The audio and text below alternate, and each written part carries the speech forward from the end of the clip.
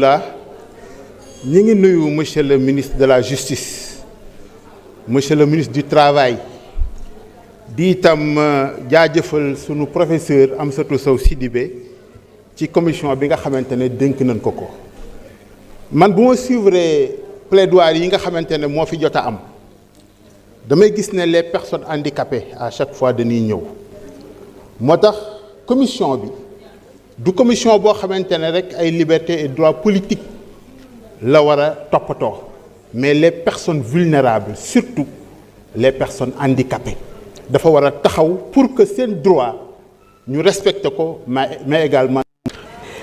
bu loolu weesoo monsieur le ministre de la justice je voudrais m'exprimer un peu en français. Monsieur le ministre de la justice, au nom du prince de la continuité de l'État, recevez les félicitations de la population de Fatick pour le palais de justice flambant neuf qui vient d'être terminé. ba léegi ci continuité la ñu bëgg ngeen eggale pare na léegi ñu bëgg ngeen installé ñi fa nekk waaw loolu moom bëgg nañ ko. Je vous dirai ensuite attirer votre attention sur les problèmes pressants de la population de Fatick. Fatick sollicite un meilleur traitement de certificats de nationalité et des extraits de casier judiciaire qui pourraient être informatisés. Loolu ñu ngi la koy ñaan ndaxte nit ñi bu ñu ñëwee foofu dañuy sonn ci utum casier judiciaire bi métti na taxawaay bi dañ leen di rangal ban lañ leen di tegal ñu toog foofu. loolu ñu lay ñaan su ngeen ñu ko mënee informatiser ngeen defal ñu tribunal bu bees bi pare na monsieur le ministre de la justice mais ñoom ba léegi ñu ngi département ak régional fi ñu nekk départemental bi day senn ba barki démb xam Fatick day taw rek lu mu tawee ñoom seen ordinateur yi ak papier yëpp dafa tooy ñu bëgg ngeen dimbale leen équiper leen tribunal bu bees bi nga xam ne président Macky Sall ci nguuram lañ ko tabaxee ngeen équiper leen ko ñu mun see tox loolu bëgg nañ ko te tribunal régional bi aussi amuñu courant dañu manqué courant te amuñu ndox aussi moo tax ñu bëgg daal tribunal bu bees bii fa nekk bees tax mu nga fa tege kenn ubbiwu ko ngeen ubbi ko équipé ko mën see di ko surtout que affecté ngeen fa juge bu bees kon war ngeen ko mën a ubbi waaw loolu bu paasee suñu mag bi dafa nekk en chantier. dañuy jël prisonniers yi déporté leen yóbbu leen à Foundiougne te loolu dafa metti tey jii bu ñu jàppee nit wala ñu ko dañ lay laaj yow carburant ñu bëgg ngeen jàppale leen mag bi nekk Foundiougne ba nekk Fatick mu nekk en chantier mu egg li ci des barewul kon dañoo bëgg ngeen eggaleel ñu ko ndax pénitencier yi sonn nañu ci navette bi entre Fatick ak Foundiougne. ñuy gërëm nag bu baax suñu président de groupe aussi muy Amadou président Abdou Mbow wax dëgg yàlla bi yum demee ba léegi bi mu ñëwee moom tam uuf nañu muy jàmbaar muy ku baax mu boole ñu nous sommes au niveau ñu nekk ñun ñëpp tous au même niveau d'information lu mu xam rek ñëpp lay woo informé ñu kon président Mbow jërëjëf uuf nga ñu jabote nga ñu kon lu jeex rek nañ xam ne yàlla nañu yàlla defal jàmm defal ñëpp jàmm kontaan naa si ñëpp am aw ma kenn xaar ma yàlla jàmm laa am ak yéen kon yàlla na yàlla def jàmm yàlla yokk jàmm je vous remercie merci beaucoup. Merci chers collègues. Seydou Diouf, vous avez la parole suivi de Mamadou Niang.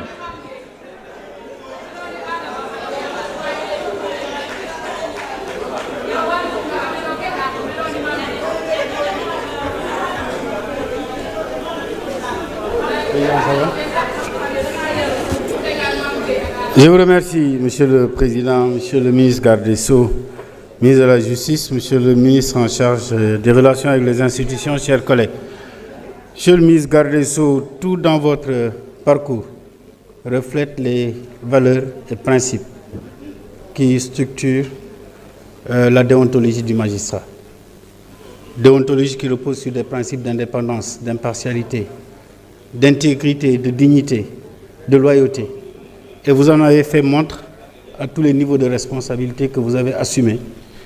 Et je ne doute pas qu'au moment où vous exercez ces fonctions éminentes des gardes des Sceaux, ministre de la Justice, ces principes qui ont guidé votre carrière professionnelle et au crépuscule de cette carrière professionnelle, que ces fonctions puissent vous changer. Monsieur le ministre, on a beaucoup parlé de la situation en milieu carcéral. Et j'ai un frère, un ami, un ancien collègue avec qui j'ai beaucoup travaillé, un éminent magistrat, président Baragay, qui a écrit un excellent ouvrage sur les droits humains en milieu carcéral qui mériterait d'être lu, d'être vu et d'être analysé. Aujourd'hui, en milieu carcéral, nous avons des dilemmes importants parce que dans notre tradition, pendant longtemps, ceux qui dirigeaient pensaient ne pas devoir construire de prison parce qu'on disait prison koko tabaria ci njëkk dugg. Mais aujourd'hui, la vérité est que l'existence des droits, leur mise en œuvre, ne peut se faire sans des infrastructures aux normes. Le Sénégal n'a pas beaucoup construit de prisons aux normes. Heureusement, avec le président Macky Sall, nous avons connu la construction de la prison de Sébikotane. Je pense qu'il nous faut continuer un peu dans cette trajectoire. Je voudrais me satisfaire également pour la première fois de la nomination d'un inspecteur de l'administration pénitentiaire à la tête de la direction générale de l'administration pénitentiaire. Nous lui offrons nos vœux de succès. Monsieur le ministre, s'il y a un problème que nous avons aussi qui touche un peu ces questions de droits humains, c'est un peu dans un contexte de surpopulation carcérale, de quasi-systématisation des mandats de dépôt. Aujourd'hui, nous devons repenser la mission du juge d'application des peines. Aujourd'hui, ce juge d'application des peines semble être simplement une courroie de transmission au comité d'aménagement des peines. Et je pense que lui conférer des pouvoirs juridictionnels capables de lui permettre de dire le droit de libérer ou de maintenir nous paraît extrêmement important. Je voudrais, pour terminer, Madame la Présidente de la future Commission nationale, parce que le comité existe toujours, vous offrir mes vœux de succès. Et je pense qu'une de mes collègues, Annie, l'a dit tout à l'heure, le véritable enjeu que moi je perçois dans la mise en place de cette Commission nationale et les réformes qui sont en train d'être mises en œuvre, c'est que la problématique des droits humains ne doit pas être également simplement portée par des organisations de la société civile qui très souvent prennent les décisions en fonction des agendas portés par ceux qui les financent. En mettant en place une commission nationale d'application des droits de l'homme, avec des moyens budgétaires de l'État, nous garantissons l'indépendance par rapport à la thématique des droits humains. Parce que jusqu'ici, ces organisations des droits de l'homme qui défendent les droits de l'homme le font à géométrie variable. Souvent, c'est dans le domaine politique ou bien dans des domaines qui même touchent quelquefois nos valeurs, nos traditions et nos cultures. Et je pense qu'avoir une plus grande autonomie, être érigé en autorité administrative indépendante avec une autonomie budgétaire, une autonomie administrative, devrait permettre à cette commission de faire des pas extrêmement importants. Je n'en doute pas. Quant à maintenant, j'apprends ce matin que je suis témoin dans une plainte qui a été déposée par 2 collègues relativement à l'usage de faux sur le règlement intérieur. Bon, j'attends de voir quelle est la juridiction qui va demain pouvoir se prononcer sur le règlement intérieur de l'Assemblée nationale quand on sait que l'Assemblée est maîtresse de son règlement intérieur et que ceux qui le disent et qui l'ont dénoncé d'ailleurs, et je le dis ici, notre collègue Mamadou Lamine Diallo, principalement, est un mauvais exemple d'un député. Il a été député, vice-président de l'Assemblée nationale. Combien de fois il a siégé ici? Il est toujours absent et pourtant à la fin du mois, il récupère le salaire, il récupère le carburant. Et aujourd'hui, il veut me citer, moi, Seydou Diouf, républicain que je suis, comme ayant fait faux et usage de faux ou témoignant, Monsieur le Président, cela ne vous concerne pas parce que ce règlement intérieur dont il s'agit a été élaboré bien avant que vous soyez président de l'Assemblée nationale. Je pense que les questions de l'Assemblée doivent être réglées ici, mais pas devant les tribunaux parce qu'aucun tribunal ne pourra s'y prononcer. Merci. Merci, chers collègues. Mamadou Niang, suivi de Honorable Ramatou Bodjan. Ramatoulaye Bodjan.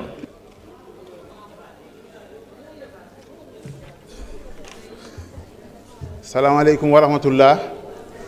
Nous sommes monsieur le ministre de la Justice, monsieur le ministre du Travail, di itam jaajëfal sunu professeur Amsatou Sow Sidibé ci commission bi nga xamante ne dénk nañ ko ko man bu ma suivre plaidoirie yi nga xamante ne moo fi jot a am damay gis ne les personnes handicapées à chaque fois dañuy ñëw moo tax commission bi du commission boo xamante ne rek ay liberté et droits politiques la war a toppatoo mais les personnes vulnérables surtout les personnes handicapées dafa war a taxaw pour que seen droit ñu respecte ko mais également.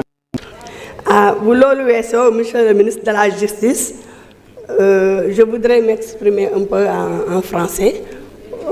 Monsieur le ministre de la justice, au nom du prince de la continuité de l'État, recevez les félicitations de la population de Fatick pour le palais de justice flambant neuf qui vient d'être terminé. ba léegi ci continuité la ñu bëgg ngeen eggale pare na léegi ñu bëgg ngeen installé ñi fa nekk waaw loolu moom bëgg nañ ko. Je vous dirai ensuite attirer votre attention sur les problèmes pressants de la population de Fatick.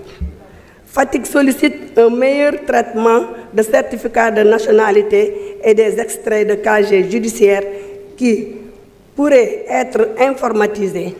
loolu ñu ngi la koy ñaan ndaxte nit ñi bu ñu ñëwee foofu dañuy sonn ci utum casier judiciaire bi métti na taxawaay bi dañ leen di rangal ban lañ leen di tegal ñu toog foofu loolu ñu lay ñaan su ngeen ñu ko mënee informatiser ngeen defal ñu tribunal bu bees bi pare na monsieur le ministre de la justice mais ñoom ba léegi ñu ngi département ak régional fi ñu nekk départemental bi day senn ba barki démb xam Fatick day taw rek lu mu tawee ñoom seen ordinateur yi ak papier yëpp dafa tooy ñu bëgg ngeen dimbale leen équiper leen tribunal bu bees bii nga xam ne président Macky Sall ci nguuram lañ ko tabaxee ngeen équiper leen ko ñu mun see tox loolu bëgg nañ ko te tribunal régional bi aussi amuñu courant dañu manqué courant te amuñu ndox aussi moo tax ñu bëgg daal tribunal bu bees bii fa nekk bees tax mu nga fa tege kenn ubbiwu ko ngeen ubbi ko équipé ko mën see di ko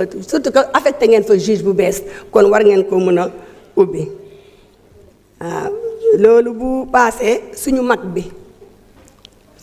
bi dafa nekk en chantier dañuy jël prisonniers yi déporté leen yóbbu leen à Foundiougne te loolu dafa metti tey jii bu ñu jàppee nit wala ñu ko dañ lay laaj yow carburant ñu bëgg ngeen jàppale leen mag bi nekk Foundiougne ba nekk Fatick mu nekk en chantier mu egg li ci des barewul kon dañoo bëgg ngeen eggaleel ñu ko ndax pénitencier yi sonn nañu ci navette bi entre Fatick ak Foundiougne ñuy gërëm nag bu baax suñu président de groupe aussi muy Amadou président Abdou Mbow wax dëgg yàlla bi yum demee ba léegi bi mu ñëwee moom tam uuf nañu muy jàmbaar muy ku baax mu boole ñu nous sommes au niveau ñu nekk ñun ñëpp tous au même niveau d'information lu mu xam rek ñëpp lay woo informé ñu kon président Mbow jërëjëf uuf nga ñu jabote nga ñu kon lu jeex rek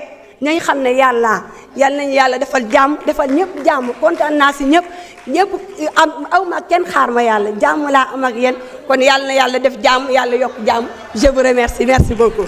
Merci, chers collègues. Seydou Diouf, vous avez la parole, suivi de Mamadou Niang.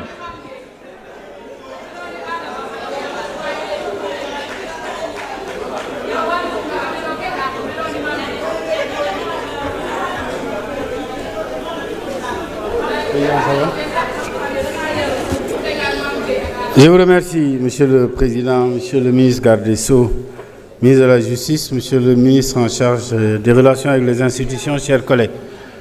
Monsieur le ministre garde des Sceaux, tout dans votre parcours reflète les valeurs et principes qui structurent la déontologie du magistrat. Déontologie qui repose sur des principes d'indépendance, d'impartialité, d'intégrité, de dignité, de loyauté. Et vous en avez fait montre à tous les niveaux de responsabilité que vous avez assumés. Et je ne doute pas qu'au moment où vous exercez ces fonctions éminentes des gardes des Sceaux, ministre de la Justice, ces principes qui ont guidé votre carrière professionnelle et au crépuscule de cette carrière professionnelle, que ces fonctions puissent vous changer. Monsieur le ministre, on a beaucoup parlé de la situation en milieu carcéral. Et j'ai un frère, un ami, un ancien collègue avec qui j'ai beaucoup travaillé, un éminent magistrat, président Baragay, qui a écrit un excellent ouvrage sur les droits humains en milieu carcéral qui mériterait d'être lu, d'être vu et d'être analysé. Aujourd'hui, en milieu carcéral, nous avons des dilemmes importants parce que dans notre tradition, pendant longtemps, ceux qui dirigeaient pensaient ne pas devoir construire de prison parce qu'on disait prison koko tabaxia ci njëkk a dugg. Mais aujourd'hui, la vérité est que l'existence des droits, leur mise en œuvre, ne peut se faire sans des infrastructures aux normes. Le Sénégal n'a pas beaucoup construit de prisons aux normes. Heureusement, avec le président Macky Sall, nous avons connu la construction de la prison de Sébikotane. Je pense qu'il nous faut continuer un peu dans cette trajectoire. Je voudrais me satisfaire également pour la première fois de la nomination d'un inspecteur de l'administration pénitentiaire à la tête de la direction générale de l'administration pénitentiaire. Nous lui offrons nos vœux de succès. Monsieur le ministre, il y a un problème que nous avons aussi qui touche un peu ces questions de droits humains. C'est un peu dans un contexte de surpopulation carcérale, de quasi-systématisation des mandats de dépôt. Aujourd'hui, nous devons repenser la mission du juge d'application des peines. Aujourd'hui, ce juge d'application des peines semble être simplement une courroie de transmission au comité d'aménagement des peines. Et je pense que lui conférer des pouvoirs juridictionnels capables de lui permettre de dire le droit de libérer ou de maintenir nous paraît extrêmement important. Je voudrais, pour terminer, Madame la Présidente de la future Commission nationale, parce que le comité existe toujours, vous offrir mes vœux de succès. Et je pense qu'une de mes collègues, Annie, l'a dit tout à l'heure, le véritable enjeu que moi je perçois dans la mise en place de cette Commission nationale et les réformes qui sont en train d'être mises en œuvre, c'est que la problématique des droits humains ne doit pas être également simplement portée par des organisations de la société civile qui très souvent prennent les décisions en fonction des agendas portés par ceux qui les financent. En mettant en place une commission nationale d'application des droits de l'homme, avec des moyens budgétaires de l'État, nous garantissons l'indépendance par rapport à la thématique des droits humains. Parce que jusqu'ici, ces organisations des droits de l'homme qui défendent les droits de l'homme le font à géométrie variable. Souvent, c'est dans le domaine politique ou bien dans les domaines qui même touchent quelquefois nos valeurs, nos traditions et nos cultures. Et je pense qu'avoir une plus grande autonomie, être érigé en autorité administrative indépendante avec une autonomie budgétaire, une autonomie administrative, devrait permettre à cette commission de faire des pas extrêmement importants. Je n'en doute pas. Quant à maintenant, j'apprends ce matin que je suis témoin dans une plainte qui a été déposée par 2 collègues relativement à l'usage de faux sur le règlement intérieur. Bon, j'attends de voir quelle est la juridiction qui va demain pouvoir se prononcer sur le règlement intérieur de l'Assemblée nationale quand on sait que l'Assemblée est maîtresse de son règlement intérieur et que ceux qui le disent et qui l'ont dénoncé d'ailleurs, et je le dis ici, notre collègue Mamadou Lamine Diallo, principalement, est un mauvais exemple d'un député. Il a été député, vice-président de l'Assemblée nationale. Combien de fois il a siégé ici? Il est toujours absent et pourtant à la fin du mois, il récupère le salaire, il récupère le carburant. Et aujourd'hui, il veut me citer, moi, Seydou Diouf, républicain que je suis, comme ayant fait faux et usage de faux ou témoignant, Monsieur le Président, cela ne vous concerne pas parce que ce règlement intérieur dont il s'agit a été élaboré bien avant que vous soyez président de l'Assemblée nationale. Je pense que les questions de l'Assemblée doivent être réglées ici, mais pas devant les tribunaux parce qu'aucun tribunal ne pourra s'y prononcer. Merci. Merci, chers collègues. Mamadou Niang, suivi de Honorable Ramatou Bodjan. Ramatoulaye Bodjan.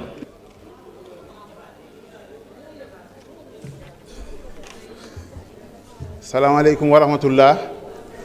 Nous sommes monsieur le ministre de la Justice, monsieur le ministre du Travail, di itam jaajëfal sunu professeur Amsatou Sow Sidibé ci commission bi nga xamante ne dénk nañ ko ko man bu ma suivre plaidoirie yi nga xamante ne moo fi jot a am damay gis ne les personnes handicapées à chaque fois dañuy ñëw moo tax commission bi du commission boo xamante ne rek ay liberté et droits politiques la war a toppatoo mais les personnes vulnérables surtout les personnes handicapées dafa war a taxaw pour que seen droit ñu respecte ko mais également. bu loolu weesoo monsieur le ministre de la justice je voudrais m'exprimer un peu en français. Monsieur le ministre de la justice, au nom du prince de la continuité de l'État, recevez les félicitations de la population de Fatick pour le palais de justice flambant neuf qui vient d'être terminé. ba léegi ci continuité la ñu bëgg ngeen eggale pare na léegi ñu bëgg ngeen installé ñi fa nekk waaw loolu moom bëgg nañ ko. Je vous dirai ensuite attirer votre attention sur les problèmes pressants de la population de Fatick. Fatick sollicite un meilleur traitement de certificats de nationalité et des extraits de casier judiciaire qui pourraient être informatisés. loolu ñu ngi la koy ñaan ndaxte nit ñi bu ñu ñëwee foofu dañuy sonn ci utum casier judiciaire bi métti na taxawaay bi dañ leen di rangal ban lañ leen di tegal ñu toog foofu loolu ñu lay ñaan su ngeen ñu ko mënee informatiser ngeen defal ñu tribunal bu bees bi pare na monsieur le ministre de la justice mais ñoom ba léegi ñu ngi département ak régional fi ñu nekk départemental bi day senn ba barki démb xam Fatick day taw rek lu mu tawee ñoom seen ordinateur yi ak papier yëpp dafa tooy ñu bëgg ngeen dimbale leen équiper leen tribunal bu bees bi nga xam ne président Macky Sall ci nguuram lañ ko tabaxee ngeen équiper leen ko ñu mun see tox loolu bëgg nañ ko te tribunal régional bi aussi amuñu courant dañu manqué courant te amuñu ndox aussi moo tax ñu bëgg daal tribunal bu bees bi fa nekk bees tax mu nga fa tege kenn ubbiwu ko ngeen ubbi ko équipé ko mën see dugal surtout que affecté ngeen fa juge bu bees kon war ngeen ko mën a ubbi waaw loolu bu paasee suñu mag bi dafa nekk en chantier dañuy jël prisonniers yi déporté leen yóbbu leen à Foundiougne te loolu dafa metti tey jii bu ñu jàppee nit wala ñu ko dañ lay laaj yow carburant ñu bëgg ngeen jàppale leen mag bi nekk Foundiougne ba nekk Fatick mu nekk en chantier mu egg li ci des barewul kon dañoo bëgg ngeen eggaleel ñu ko ndax pénitencier yi sonn nañu ci navette bi entre Fatick ak Foundiougne ñuy gërëm nag bu baax suñu président de groupe aussi muy Amadou président Abdou Mbow wax dëgg yàlla bi yum demee ba léegi bi mu ñëwee moom tam uuf nañu muy jàmbaar muy ku baax mu boole ñu nous sommes au niveau ñu nekk ñun ñëpp tous au même niveau d'information lu mu xam rek ñëpp lay woo informé ñu kon président Mbow jërëjëf uuf nga ñu jabote nga ñu kon lu jeex rek nañ xam ne yal nañu yàlla defal jàmm defal ñëpp jàmm kontaan naa si ñëpp am aw ma kenn xaar ma yàlla jàmm laa am ak yéen kon yàlla na yàlla def jàmm yàlla yokk jàmm je vous remercie merci beaucoup. Merci, chers collègues. Seydou Diouf, vous avez la parole, suivi de Mamadou Niang.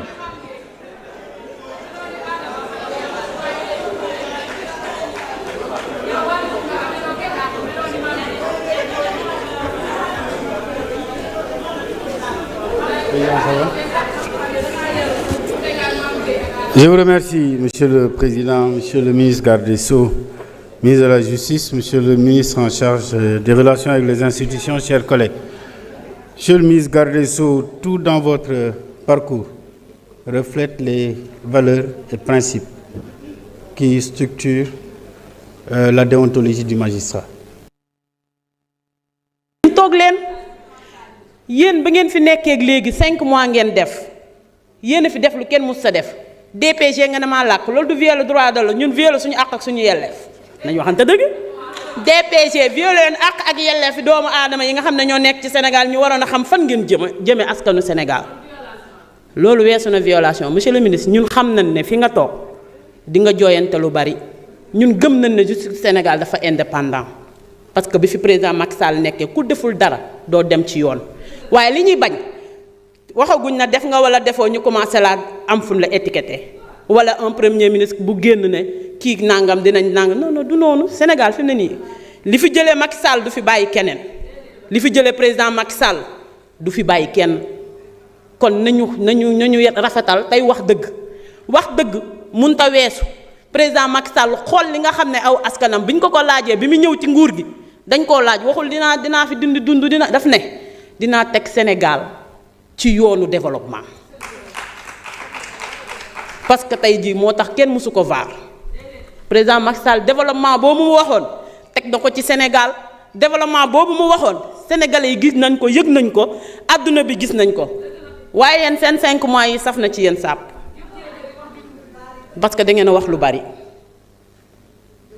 te jëf ji tuuti commencé gu leen dara man nag ñaan naa yàlla ngeen doxal parce que bu ngeen doxee ma dox waaye li ma ci jaaxal mooy yéen da ngeen a commencé gut yore wax ji rek ak yore na saf bi rek ak dina saf dinañ jëli leen te bàyyi wax ji liggéey leen te bàyyi coow li nit ñi sonn nañu xiif nañu mar nañu président Macky Sall li mu fi defoon nag néew dindi nañu ko subvention yi mu tegoon ci dundu askan wi nga xam ne da doon oyof dindi ngeen ko bourse de sécurité familiale xale yi doon liggéey dindi ngeen ko waa lan ngeen bëgg da ngeen ñoo bëgg a suul te deewuñu du mën a nekk de monsieur le ministre dinaa voté projet de loi bi ndaxte ku ne gis na ne droit de l'homme yi ñi ko doon xeex bu njëkk dañ daa jëlee ay financement ci àll bi ñëw fii bëgg ñu dugal ci loo xam ne du suñu culture wala du bokkut ak suñu diine wala bokkut ak suñu doxalin kon dama koy voté ndax nag président Macky Sall lu mu xool saytu ko ba dugal ko bañ adopté ko en conseil des ministres c'est parce que lu am important la kon su ko Diomaye andee it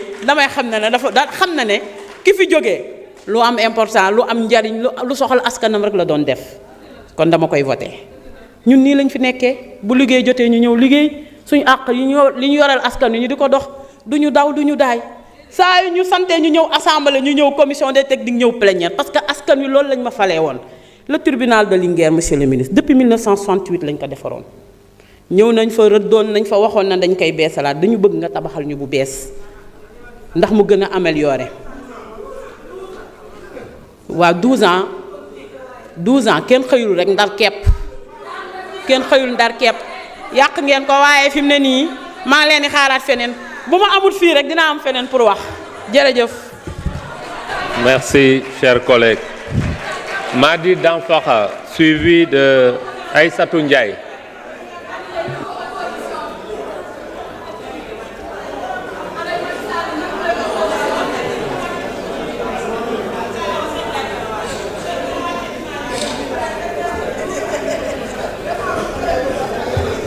Merci beaucoup, Monsieur le Président. Messieurs les ministres, je vous salue ainsi que vos collaborateurs. Chers collègues, je vous salue également. Mais Monsieur le ministre, aujourd'hui, je pense que je vais parler avec fierté. Avec fierté, parce que 12 ans d'opposition n'est pas chose facile. Le département de Saraya resté donc pendant 12 ans dans l'opposition et nous n'avons jamais donc changé. Je toujours dit dans le département qu'un jour nous serons au pouvoir ou bien nous allons accompagner un autre parti donc au pouvoir. Et c'est pourquoi donc j'ai dit que je peux donc parler aujourd'hui à l'aise. Je suis fier. Mais Monsieur le ministre, je dis que qui peut aussi donc subir une injustice plus que le président Karim Meïssa Wade, qui a été donc arrêté, envoyé donc en prison injustement, qui a été donc exilé injustement. C'est pourquoi je porte mon président donc dans mon cœur. Je suis resté donc le même pendant 12 ans. Et vous savez tous qu'aujourd'hui, si la région de Kédougou a été donc remportée par le président de la République, c'est parce que Saraya était donc là. Mais Monsieur le ministre, qui peut aussi donc subir une injustice plus que Ousmane Sonko. Même en allant au tribunal, on était donc obligé donc de le contraindre donc à prendre un chemin. L'histoire donc est là, monsieur le ministre. Mais nous pouvons aujourd'hui, Saraya peut réclamer avec fierté. Monsieur le ministre, il y a un décret qui a été donc pris récemment interdisant les activités minières à 500 mètres du fleuve. Les populations de Saraya n'adhèrent pas à ce décret. Parce que j'avais demandé, quand les 5 ministres étaient donc dans le Saraya, j'avais demandé à ce qu'on amène à 2 km donc du fleuve. Nous avons l'obligation de protéger le fleuve Falémé. Vous devez donc parler avec vos pairs du Mali pour que nous protégions donc ensemble donc le fleuve Falémé. Protéger donc le fleuve Falémé revient aussi donc à garantir la santé aux populations sénégalaises, aux populations donc du Mali. Parce que vous le savez que l'eau que nous sommes en train de consommer ici donc à Dakar est tirée donc du lac donc de Guerre, qui est aussi donc alimenté par le fleuve Sénégal, et que le fleuve Sénégal en partie donc est alimenté donc par le fleuve Falémé. Monsieur le ministre donc du Travail, mes encouragements. Mais je vous dis que présentement, il y a 35 contractuels de cadre de vie de Saraya qui n'ont pas encore été donc reconduits. Donc la liste donc est là avec moi. Je pense que vous pouvez donc nous aider aujourd'hui, n'est-ce pas, à régler donc leur cas. Madame la présidente de cette commission, je vous souhaite donc bon vent. Je sais que vous allez donc réussir, parce que nous connaissons déjà donc votre engagement. Monsieur le ministre, quand on parle donc de cas de santé, aujourd'hui dans le département donc de Saraya, nous manquons donc de postes de santé. Et quand on parle donc du droit, les populations ont besoin donc le droit donc à la santé. Et ont besoin donc d'un cadre donc de vie sain. Mais aujourd'hui, si vous allez donc dans le Saraya, vous allez vous rendre compte que nous avons été en retard pendant 12 ans, monsieur le ministre. Je vais continuer donc à me battre, donc à vos côtés, à accompagner donc le gouvernement, n'est-ce pas, du président donc Sonko, j'allais donc du président donc de parti, M. Sonko, n'est-ce pas, et son gouvernement, continuer donc à les accompagner. Inch'Allah. Sur ce, je vous remercie de votre attention.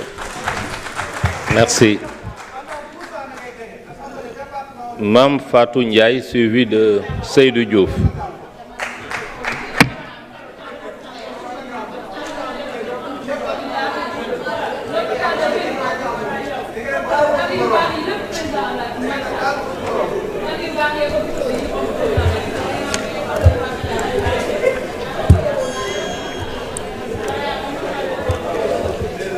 Auzu billaahi mina shaytaani rajiim bismillaahi rahmaani rahiim.